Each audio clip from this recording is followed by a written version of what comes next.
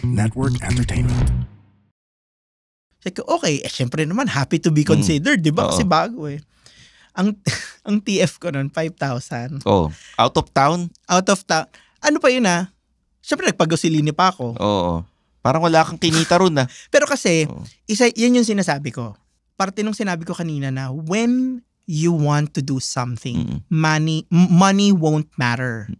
Kasi sa una, hindi ka naman babayaran. Kasi wala ka pa namang gravitas. Ibig sabihin, pag nagsisimula ka, talaga mababa ang bayad. Kahit naman nung nag-content creation ako.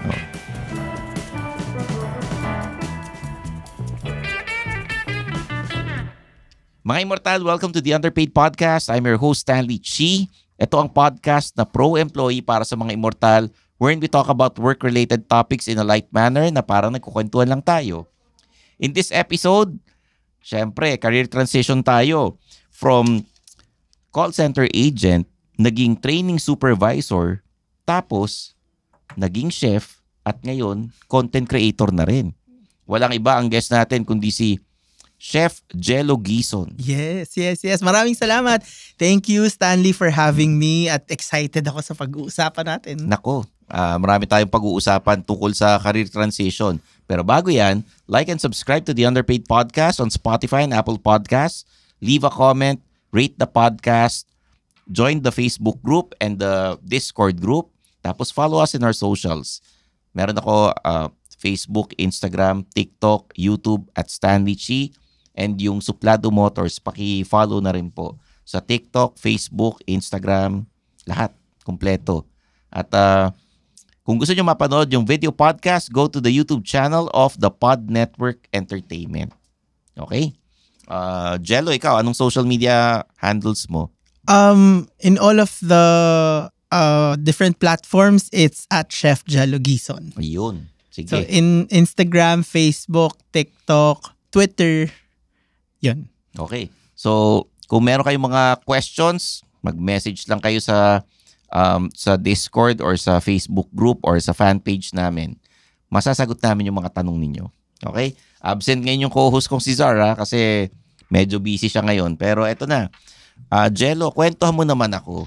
Ano yung course mo sa college? Nako. Has nothing to do with what I'm doing right now. I majored in social anthropology and I minored in political science from the University of the Philippines, Baguio. Taga Baguio ka ba talaga originally? Purong Tagalog, Bulakenyo. Ba't ka doon nag-aral? Doon ako pumasay. Hindi yata ako masyadong matalino. So, I really wanted to be a journalist. Gusto ko broadcom or journ. Pero ito matalino naman yung mga nasa UP Baguio. Oo naman. Baka, kumbaga, yung destiny mo doon ka talaga mag-aral dahil ayaw mo sa mainit. Ipapaliwanag ko yan kung bakit ko sinabing hindi ako masyadong matalino. So, background, ba't ko gusto mag-broadcast or journ? 2001, ERAP resign. So nanonood ako, di ba, full day coverage mula nung Senate hearing, tapos nung EDSA 2. Ano to, estudyante ka pa nun? High school, first year high school. Tapos sabi ko, gusto ko yun, yung nagbabalita while history is unfolding. Di ba, pag naka-stand-upper sa EDSA, yung mga reporter. Medyo hindi mo alam kung ano mangyayari sa buhay mo kasi kung saan ka padadala eh. Yan. Di ba? Tapos yun nga, kita mo, di ba, large crowd. So, yung energy, tapos yung ikaw yung nagbabalita noon on national TV, gusto ko yun. Ekota course ang journ sa Diliman. Sa UP, you can choose 2 campuses eh. So, Diliman and Baguio ko. Ang gusto ng papa ko sa Baguio, sabi niya, kung hindi Diliman, Baguio. Sabi ko, okay po. Tapos, so social anthropology. Tapos nung mag-shift na ako on my second year, sabi ng advisor ko, ba't ka mag-shift? Sabi ko, ma'am, gusto ko po talagang gumawa ng dokumentaryo tsaka magbalita. Sabi niya, Jello, sa ngayon, may advantage ang may background sa social sciences sa paggawa ng docu. Kasi yung dinodocu mo, mabibigyan mo ng analysis kasi may tools ka eh. Tsaka meron kang pinag-aralan na hindi pinag-aralan ng mga journalist. Oo, yung diba? Parang sabi niya, yun nga, may tools ka, may analysis tools ka sa nangyayari, sa phenomenon, sa lipunan, yung gusto mong gawa ng dokumentaryo at gusto mong ipaintindi sa tao. Sabi ko, sige po ma'am. So, yun. Tapos, nung kailangan ko nang mag-work, dahil nagka-family na, Oo. sabi ko, where can I work that I don't have to go back for interviews na paulit-ulit? Kasi syempre, probinsyano ko di ba? May Bulacan. family ka na. Ilan ang anak? 2 kids. Oo. 16 and 11. Mm-mm. So, sabi nung friend ko, sa call center. Sabi ko, anong ginagawa sa call center? Sabi niya, wala, magte-take ka ng call sa gabi. Sabi ko, uy, kaya ko yan Kasi nung high school ako, di ba telebabad sa gabi? Alam mo yan ang stereotype na pag nagtrabaho sa call center Oh. Di ba? So, sabi niya, tatanggap ka ng tawag sa gabi. Sabi ko, kaya ko yan. So, apply. Yan ba yung first job mo sa First call job. center? Well, meron akong tutorial job noon. Pero, Nag-tutor ka ng mga estudyante? ng mga bata, oo. Magkano ang sinisingil mo per student nung time na yun? Per hour yun Oo. Parang 150. 150 per hour. 150 per hour. Nakailang oras kayo? 2, ganon. Tapos tinututura mo sila saan? May tutorial center sa Malolos. Oo. Ano tinuturo mo? Kung ano yung assignment nila. Kunwari, yung lesson sa English, sa science, so ganon. kumbaga para kang kuya-kuyahan na, Oo. sige, ano yung assignment mo, turuan kita Ganon. sa chem, sa physics, or kung saan man, no? So parang supplement, ganyan. Tapos sisiguraduhin mo na nagawa yung assignment, ganyan. So, nag-apply.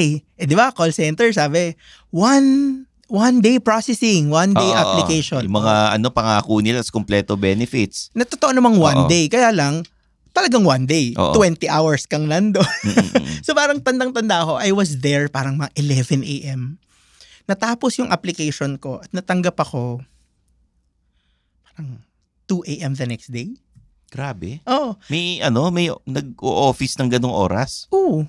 So kadalasan 'di ba sa BPO, sa call center, Oo. yung recruitment, umaga hanggang gabi, mga medyo mid-shift. 10 a.m. kasi dyan dumarating na yung applicants, ganyan. 10 a.m. hanggang 7 or 8. Kasi by 7 p.m., tapos ka na doon sa stage na ang humahawak sa'yo yung recruitment or yung talent acquisition. Oo. Yung susunod na mga interview mo na doon, from operations na. Yung pupuntahan mong account. Ayun, panggabi yun. So, yan. So, tanda ko nun parang 2 a.m. ako natapos. Tapos pa, dahil nga ako pabibo ko Oo. Sabi ko, okay, sinabi yung account na pupuntahan ko. Anong company ito? Pwede mo na sabihin kasi matagal na naman na to Ano pa yun? NCO. Yun ang pangalan ng company. Wala na siya ngayon. Ibig Oo. sabihin, nag-merge na siya with other companies. Yung account na pupuntahan ko, Amazon. Tapos sabi ko, I heard that there's also Amazon UK. Can I be put there? Di ba namili pa ako? Oo, namili ka Can I be put there? So sabi nung nag-interview sa akin, why? Because I'm a Potterhead. I like Harry Potter. So I like anything English and British. So okay. So natanggap. May may start date, ganyan. So nag-go through sa training. Nung nasa training ako, nung nakita ko yung trainer at na tinuturuan kami, sabi ko sa sarili ko, ako ang unang mapopromote sa wave namin at magiging trainer ako. Bakit yun ang parang naisip mo? Hindi ba ganun kagaling yung trainer nyo? Hindi, magaling siya. Oo. Because I know I can. So there are 2 things in life that, hindi naman 2 lang. May mga several things in life that I'm sure of, right? The love of God, the love of my family to me, and that I can speak and communicate well, and I can cook well. So, noon pa man, alam ko na yung gift sa akin yun. I have the gift of gab. So yun yung talent mo, magluto, magsalita sa harap ng maraming tao, speaking, di ba? presentation. So sabi ko, ako ang unang mapopromote. Pero hindi lang puro yun hindi lang puro buladas. Oo. So, syempre, di ba sa call center may accent neutralization. So, may mga drills, yung mga... Pinuturuan kayo ng accent sa ibang bansa. Actually, inu-neutralize. Yung parang pag pinakinggan mo, yun yung isa sa sa akala ng mga tao na kapag nasa call center ka, ang magtunog Amerikano ka. Hindi po. Ang doon, dapat hindi ma-distinguish kung galing ka saan. Okay. So, neutral accent. So, ano yung neutral accent? Pwede bang bigyan mo akong sample? So, diba? Example, you speak in English with a heavy Filipino accent. Ito yung heavy Filipino accent. Kunwari, we thank you. I really appreciate what you did for me. I'm looking forward to working with you again. Medyo mahaba yung dulo pagka Pinoy na accent. Tsaka yung mga liaisons, di ba? Pero kung sabi mo, thank you for the experience. It was really, really great. I had a blast. And I'm looking forward to, working with you again. Di ba medyo... Nag-iba eh. So hindi ko na alam kung taga saan ka. So pag pinakinggan mo, gano'n. So yun yung tinitrain. So ang ginagawa ko sa bahay, so may module, di ba? May print out. Haharap ako sa salamin. Tapos pa-practicein ko yon. Kunwari, may mga drills. Kasi kunwari, when you're producing sounds, iba yung articulators, which are the teeth, the tongue, the jaw, lips, nag-iiba-iba ng movement, nag-iiba-iba ng... May mga exercise pa yan. Ginagawa mo. Yan. Tapos may mga drills. Gagawin ko yan sa harap ng salamin. Kunwari, letter A. The A sound yung pinapractice. Ano ba yung isa doon? Kunwari, Tom swam in a hot dam. Di ba, kunwari tayo mga Pinoy, Tom swam in a hot dam. So, pinapractice ko yun. So, yung Tom swam in a hot, drop your jaws, dam, smile. So, dapat talagang malaking bibig pagka Tsaka iba-iba yung pwesto. Para kang DJ niyan, di ba? Yan. So, tapos yung may body movements pa para mas ma-express mo yung sasabihin mo. So, pinapractice ko yun sa harap ng salamin kasi gusto ko yung best. Gusto ko yung magaling. So yun, tapos natapos yung training, nagko-calls na, ganyan. Magkano sweldo sa call center? Nung panahon namin, dahil customer service, 15,000. Yun yung sweldo mo? Oo. Pero mas mataas kapag technical support, 18,000. Okay. 18. Nung naging training ka na, supervisor, magkano na sweldo mo nun? Kasi from 15, nag-jump yan eh. Magkano na bigla? Kung ayaw mo sabihin, sulat mo. Hindi. Parang huli kong sweldo, 80 to 90. Anong taon to? 2015. Tapos may profit sharing pa ako. Malaki May profit sharing ako na 6 digits din nun. Kasi yung sa last company ko, depende sa salary grade mo. Meron kang profit share. Tapos kumpleto pa benefits. HMO, SS Pag-ibig PhilHealth, meron kang depende rin sa salary grade, meron kang corp card or corporate credit card for your expenses for your staff, for projects, for whatever. Pero anong oras ang pasok mo nito? Nung naging trainer ako, dahil learning and development, hindi siya sa operations umaga. 6 a.m. to 3 p.m. or 2 p.m. to 11. So, wala akong kotse nun Para maging trainer ako, walang opening sa Quezon City office namin. Sa BGC. Taga Marilao, Bulacan ako eh. So talagang tsinaga mo yun. Ang pasok ko, Stanley, 6 a.m. Kailangan yung 4:15 na bus na aalis ng Marilao, Bulacan, dapat nakasakay na ako doon para umabot ako ng 6. So yung biyahe ng bus na yon mula Marilao hanggang Balintawak. Bababa ako ng Balintawak, aakyat ako ng Cloverleaf. Tapos dun sa gilid ng Cloverleaf, may mga may mga nagtitinda ng breakfast, yung mga nakasupot na pansit, nakasupot na spaghetti. Bibili ko nun. 15, 20. Para pagsakay ko ng bus, yung EDSA bus na magbababa ko ng Guadalupe, habang nasa loob ako ng bus, kinakain ko yun. Akala ko natutulog ka habang nasa loob ng bus. Hindi, kinakain ko yun. Alam kung paano? Yung supot, bubutasan ko sa gilid. Tapos kakagatin ko pa ganun. O kaya yung... Looking back, parang... Nung panahon na yun, I didn't mind. Well, until now, I didn't mind. It's just that parang medyo, merong tap on the shoulder na, uy, ginawa mo yun Tapos ako parang, it's no big deal for me. Whenever I tell this story, kasi a lot of people would think na parang I get things easy. Kumbaga, pinaghirapan mo lahat. Lahat naman tayo, kumbaga, lahat tayo na mga nangarap noon, yung mga nakuha natin, pinaghirapan natin lahat yan. When I told this story to my parents, they can't believe. Oo. Kasi hindi naman kami mayaman, pero we're middle class. So, alam mo yun, we were given good education, we live a decent life.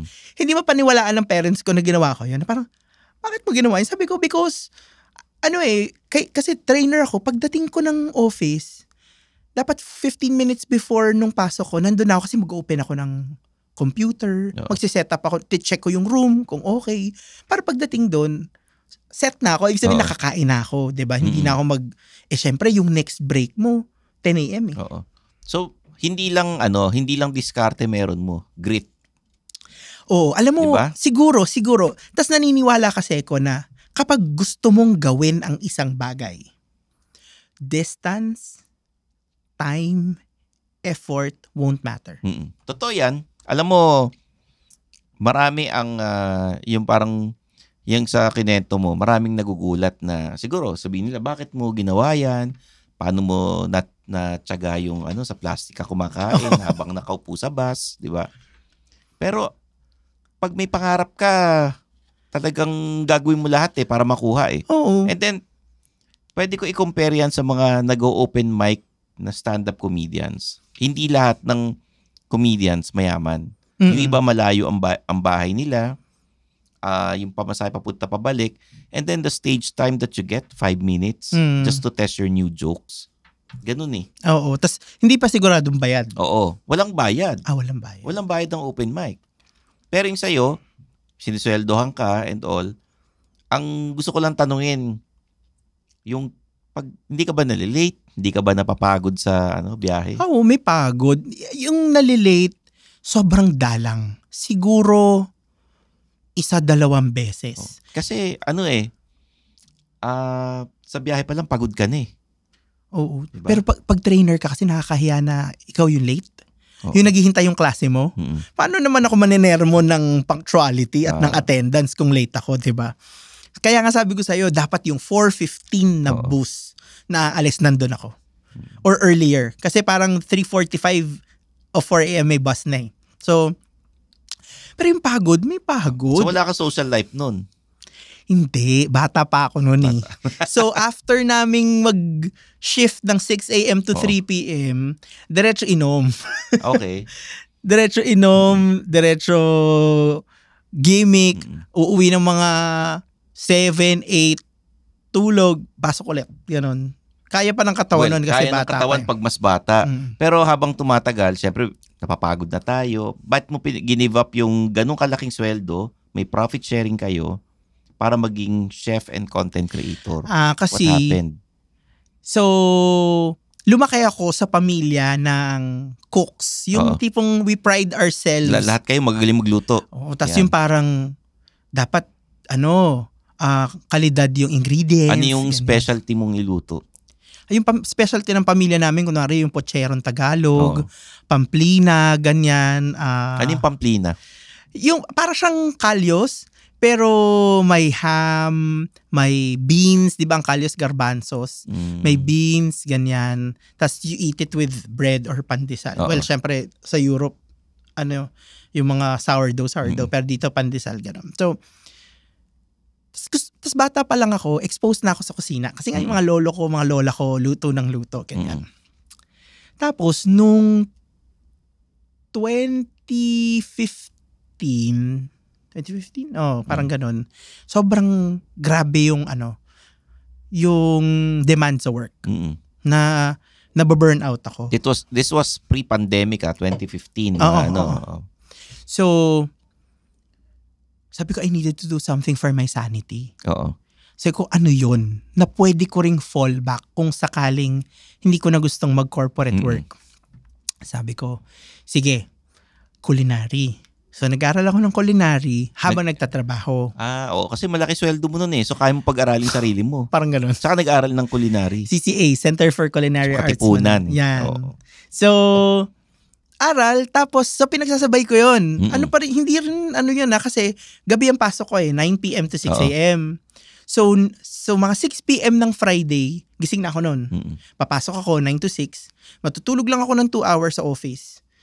Kasi 9 a.m. ng Sabado, pasok ko na sa culinary school. So makakauwi ako nun Sabado na ng alas 7, alas 8 ng gabi. Ito alam ng parents mo na ginagawa mo rin. Oo.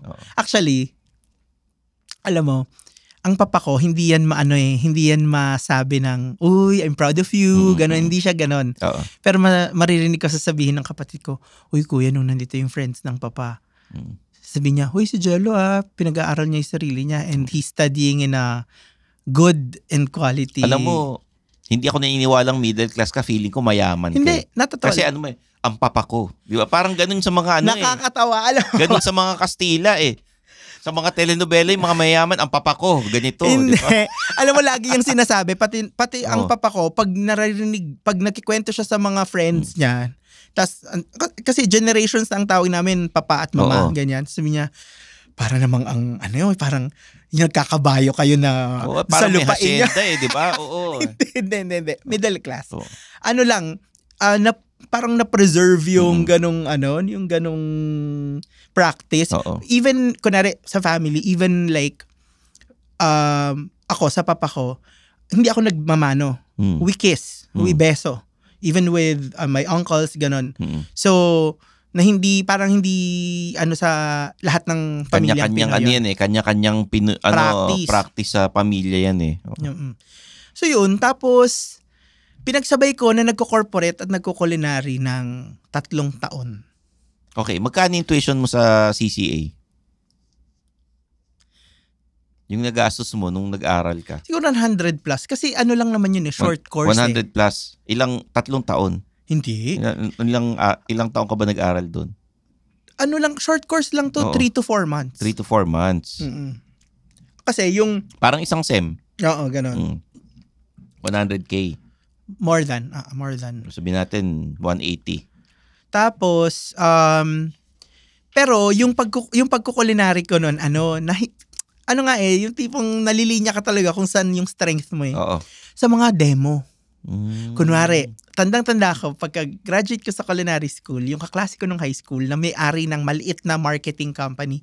Yung marketing company niya, yung hindi digital Oo. Ito yung mga nagpa-flyering sa palengke. Ito yung dating old school na marketing agencies. Parang ba yun? Above the line ba? Below the line. Below the line. Mga collaterals. Yan. Yung mga namimigay ng sample ng mga betchin. Ganyan. So sabi niya, kliyente ko itong company na to.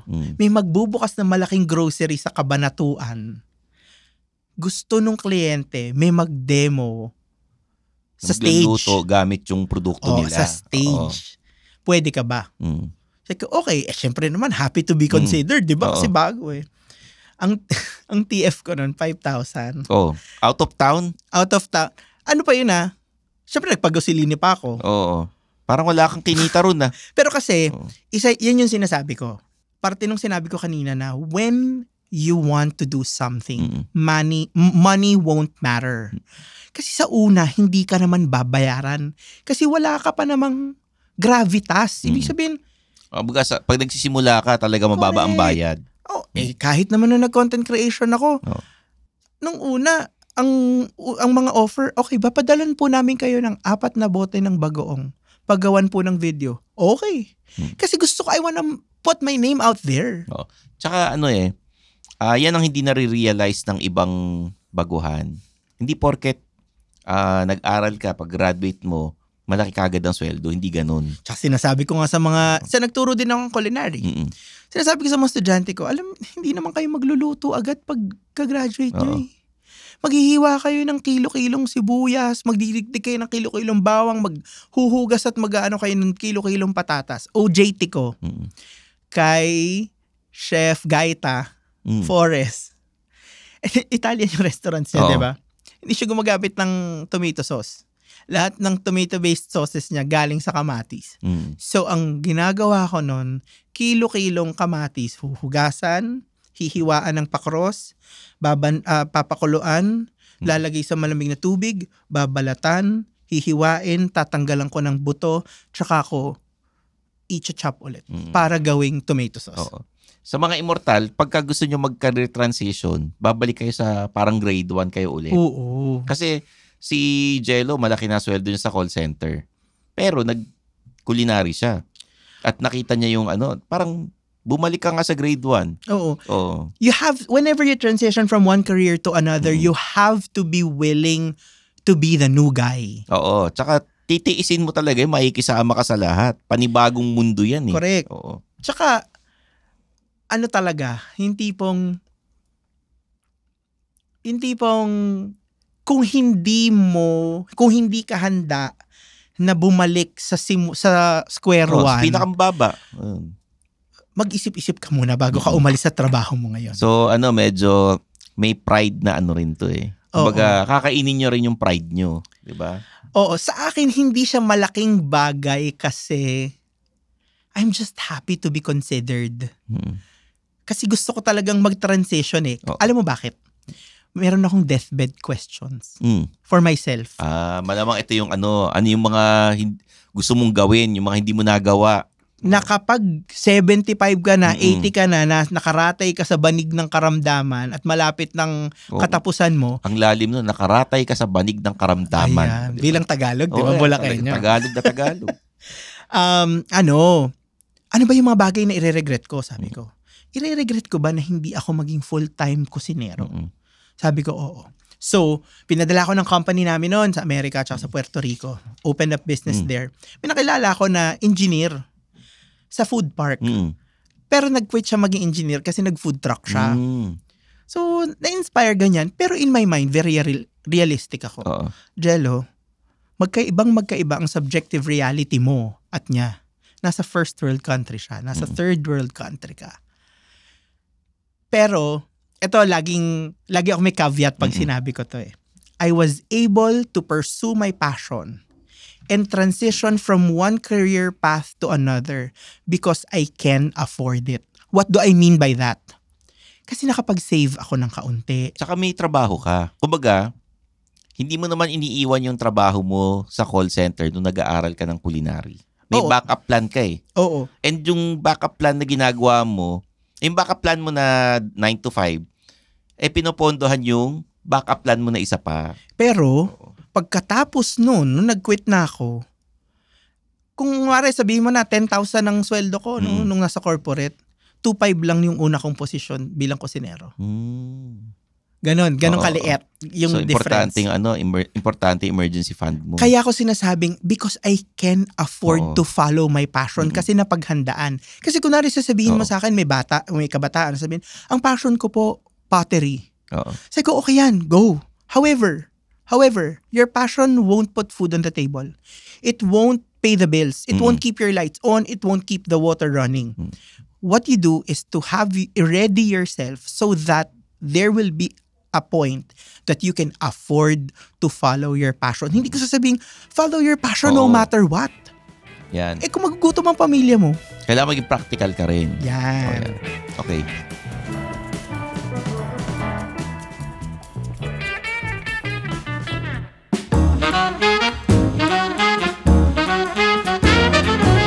Hi, I'm Red Oliero. Hi, I'm Andren Bernardo. And we are the Bago Matulog with Red Oliero podcast members. Yes, we are promoting our podcast and sana makinig kayo sa podcast namin. Yun lang. Thank you. Yay. Please, we need money.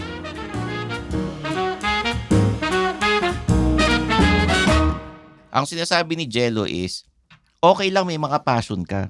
May mga passion projects ka, ganyan. Pero kailangan maging practical ka pa rin. Huwag mong iiwanan yung day job ka agad. Correct.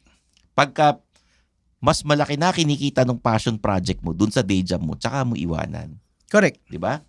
Tama. Kasi unless single ka, wala kang pinapakaing bibig, wala kang sinesend sa school. Lalo na ikaw, may pamilya ka. Yun. So, diba? Malaking consideration yun. Pero very supportive naman yung family. So, so nagkusina, ganyan, nag-open ng mga cafes. Hindi akin na. Part ng opening team, ganyan. Tapos, 2021, umalis ako doon sa cafe na tapos na yung kontrata. Kasi kung anong gagawin ko? Tapos naririnig ko yung TikTok. Di ba una sayaw-sayaw lang yun? Pandemic na to. Nung ano. Oo, pero 2021, late na ako. Medyo na ito, yung medyo may mga COVID pa rin pero nasa Omicron na tayo niyan. Yan.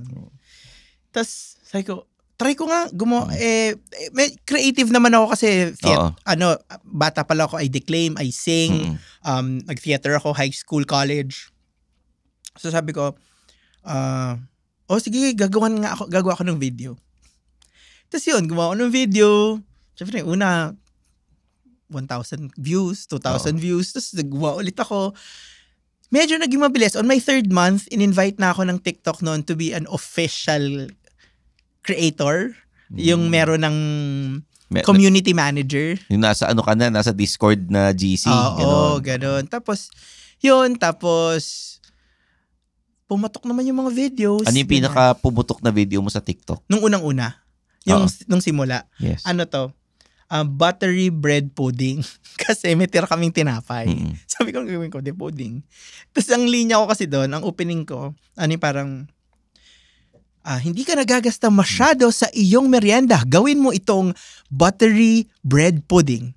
Tapos ang dami nag-react na, anong hindi gagasta? Bumili ka ng gatas, ng butter, ng asukal. Tapos parang sabi nila, di sana kinain mo na lang yung tinapay para walang gasta talaga. Sabi ko, in my mind, parang sabi ko, yung parang, kung nagpapagawa ka ng bahay, yung bread, tawag doon, hollow blocks. So, hindi ka nabibili ng hollow blocks. Pero hindi naman ibig sabihin na hindi ka nabibili ng bubong, ng semento, ng ibang ingredients para mabuo yung bahay. So, yun yung parang nakatipid part. So, dahil maraming engagement, yun yung parang unang million views ko. Tapos parang umabot siya ng 2.8 something. Nice. Ganyan. So yun. So, ngayon, full-time content creator ka na. Yes. Do you have a YouTube channel? I do, but it's inactive.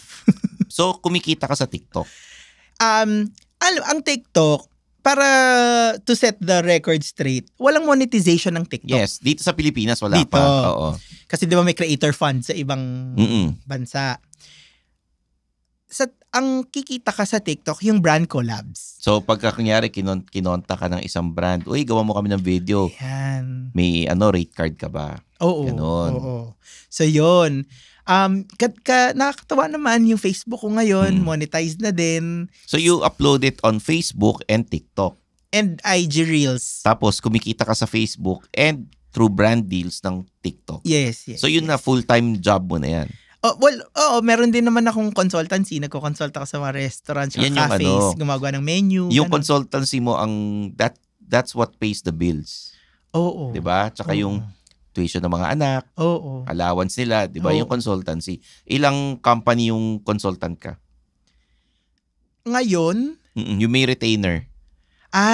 Hindi pa ako nakapag ng may retainer. Laging 6 months. Ganon. Yung first 6 months ng operation mula menu development hanggang first 2-3 months ng operations. Ganon. Puro ganon sa mga restaurants. Wala pang, hello po, baka po may nakikinig sa inyo. Magkano ang singil mo sa ganyan? Depende. 6 figures? Oo. Depende kasi. Pero ano yan, per month o yung buong 6 months na yon? Hindi, depende nga. Kunwari, lumapit ka. Tatanong ko sa'yo, meron ka na bang menu? Kasi merong menu re-engineering. Yung meron na, ayusin mo na lang. Improve mo yung taste, portion, costing. Isulat mo na lang kung magkano yung range. Pagka consultant ka sa restaurants. That's for 6 months na. 3 to 6 months. 3 to 6 months. Yan. Okay. Mga ganyan. Okay, ito. Kumbaga, tuition fee mo yung sa culinary mo, tuition fee mo yung mga OJT mo sa mga restaurants. Yung nag-demo ka sa mga malalayo tapos malit ang bayad. Parang tuition fee mo na yun. Kasi kumikita ka ng ganito ngayon. Tsaka alam mo, nung una akong content creator, may tampo pa ako. Bakit? Na, ano ba yan?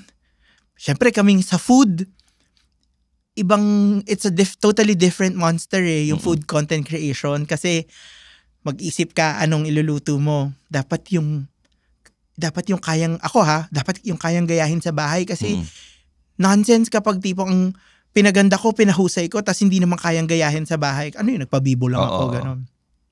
Ko-consider mo, sa typical na household ba ng Pilipino, anong cooking appliances meron sila? Ganyan, yung mga ganyan. Tapos syempre, bibili ka ingredients. Oo. Magpe-prep ka. Magluluto ka, isushoot mo yun, different angles, Oo. mula prep. After nun, spill. Anong dulo nun? Maghuhugas ka pa ng diba? Pinagamitan mo, pots and pans, everything. Not comparing and not taking anything away from other niches. Pero kadalasan, fashion, paano mo? Sukat-sukat. Tapos, kami may ganun pa, may hugas pa kami. So, sabi ko nun, grabe, ang tedious ng proseso. Yung iba, sumayaw lang na may konting cleavage. Pero lang. Iba naman yung pagiging content creator mo. The content creators respect you kasi nga, talagang hindi kayong sumasayaw na nagpapasexy, di ba? Yun nga, na parang iba, pagkaldag lang, 100,000 views, million views. Ganon. Makakalimutan ka agad ng tao yun. Sabi nung isa kong friend, they may be getting the views. But ang long-term goal, ano yung mga kinds of brands na makikipag-collab sa'yo? Magiging proud ka ba doon sa mga brands na makikipag-collab sa'yo? At after a year, pag bumalik sa memories mo, di ba may memories, yung mga videos na ginawa mo, proud ka ba o magkikringe ka? Sabi ko, oo nga no. And I'm proud to say that my market might be niche. Kasi, Stanley, hindi ako masa. Hindi ko kaya yung masa approach. Kasi yung masa approach yun yung humahakot ng Yung may humahakot ng mga views ng mga advertisers. I think hindi naman. Views and followers. Pero hindi ko kasi kayang panindigan yung tipong ganon. Di ba kailangan maging authentic ka? Correct. Kung sino ka talaga. Yun na yun. Papakita mo sa social media. So yun, tapos, so ngayon, I can say I'm proud of the brands that have partnered with me. I think they partnered with me because their brand identity is aligned with me and their company values are aligned with what I'm showing or who I am. Tapos may isang content creator na celebrity host na naka-DM. Sabi ko, alam mo, minsan napapanghinaan ako ng loob kasi nga parang hindi ganun ka mass yung following. Sabi niya, Jel, always remember this. Sabi niya, hanggat ang ating content ay lumalanding sa ating intended audience, we've done our job. Hanggang yung target audience natin ay mayroon pa silang benefit at may value pa tayong naibibigay sa kanila. Nagawa na natin yung trabaho natin. Unless gusto mo talagang, ang gusto mo, mass following. Pero hindi So yun. Tapos, okay naman, ang dami kong in-advise sa'yo. Pero eto, ano naman ma-advise mo sa mga kasalukuyang nasa opisina nila na nag-iisip mag-career shift? Diba? Parang meron silang passion project, meron silang gustong gawin, kaya lang, ang pinilit sa kanila na magulang nila, etong course ang pag-aralan mo dahil ito yung mabenta kayo, hindi ka mahirapan maghanap ng trabaho. Ikaw nga dun sa una mong kurso, malayong-malayo sa pagtrabaho sa call center. Tapos nag-culinary ka. Ngayon, content creator full-time. Sige, pero bago ko sagutin yon sobrang nagamit ko yung social anthropology course ko nung kusinero na ako. Kinuha akong resource speaker ng iba't ibang TV shows. Both the two big networks. Magbigay ka ng pangalan ng mga shows. Kapuso Mo, Jessica Soho, Pinasarap, I Wonder, puro GMA yun. Pop Talk, Umagang Kay Ganda, I Wonder, yung Good News, yan. As in, lahat ng GTV shows at GMA yun. GMA GTV, naikot ko na multiple times. Dahil sa social anthropology background ko. Kasi 'di ba, kunwari may topic sa KMJS na yung siomai, i-feature nila. Meron niyang history, 'di ba? Na dinala yan ng gantong dynasty here. Tatanungin nila, chef, bakit from being part of the tradition na yung afternoon tea ng mga Chinese, tawag doon? Night cha? Hindi. Afternoon tea nagtsatsaa lang naman talaga. Pero yung tea ceremony, night cha? Something. Night cha is parang milk tea. Okay. Basta yung ganon, kung bakit siya naging street food. Bakit siya on the go food. So yung social anthropology background ko, nagamit ko doon. Kasi from a utilitarian perspective, di ba Mills and Mills yan? Mills and Mills Brothers yan, yung utilitarianism. Kasi yung, ano bang naging utility nung siomai? Feeling siya nakakabusog. Masarap siya, nutritious siya. Madaling Tapos kainin. on the go kasi pwedeng so kaya naging gano'n. So yung mga gano'n nagamit ko yun. Nagamit ko So yun. para kang ginawa ka nilang xiaochuan ng mga pagkain. Ganyan. Gano'n, diba? Tapos pati yung training background ko, nagagamit ko ngayon. Nagtuturo ako. Oo. Pa yung pagharap sa camera, public speaking, I speak in schools, Oo. I Pwede do. ka nga mag-demo sa eskwelahan Oh. na mga high school, yung mga home economics. Oh, nagawa ko na yun. Tapos meron yung mga produkto na nakapartner. Diba? Ganon. Oh. Ay, sorry. Ayun, ganun. Tapos, di ba gusto kong maging journalist? Ngayon, gumagawa ako ng docu. Galing. With Probe. You know, Probe team of I Cheche know. Lazaro. Yes. So, di ba yung mga probers dati, Luchi Cruz Valdez, Javi Severino. Yeah. Now, ang kinuha nilang probers ay mga content creators. Wow. And I'm one of those. Sino mga kasama mo? Mighty Magulang, si Doc Carlo, si Brigiding, si Your Tita Baby, tsaka si Makoy Dubs. Galing. So, fighting disinformation, pero ako, food ang niche. Ganyan. So, meron politicization of food security, nutrition, ano pa ba?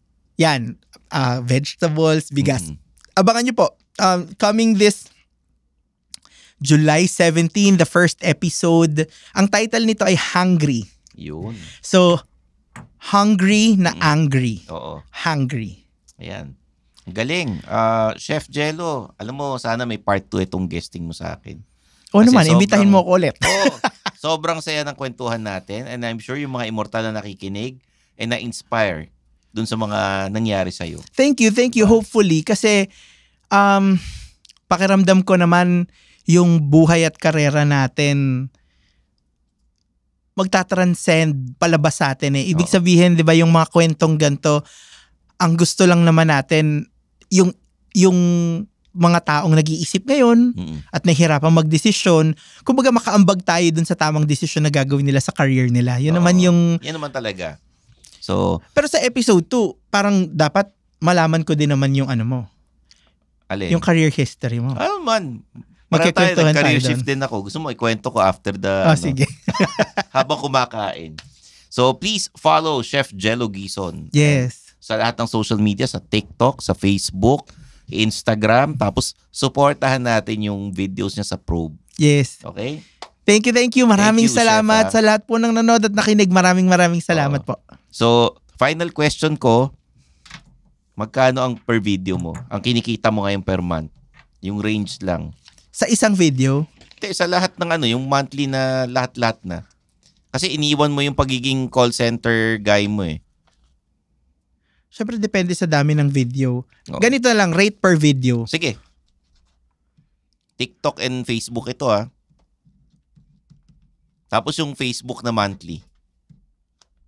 Medyo maraming zero yun Asan yun? Ito sa video. Per Mga video mo to. 60 to 90 seconder video. Okay. Tapos ito yung... This one kasi, pwedeng TikTok, pwedeng Reels. Oo, tsaka Kaya pwede ganyan. pa kung i-cross post, Oo. dagdag bayad. Yes, oo.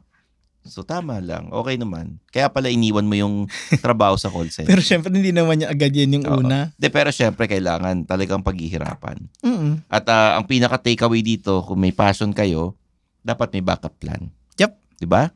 So there you have it, guys, for Chef Jello Gison. I'm your host, Stanley Chi. This is the Underpaid Podcast.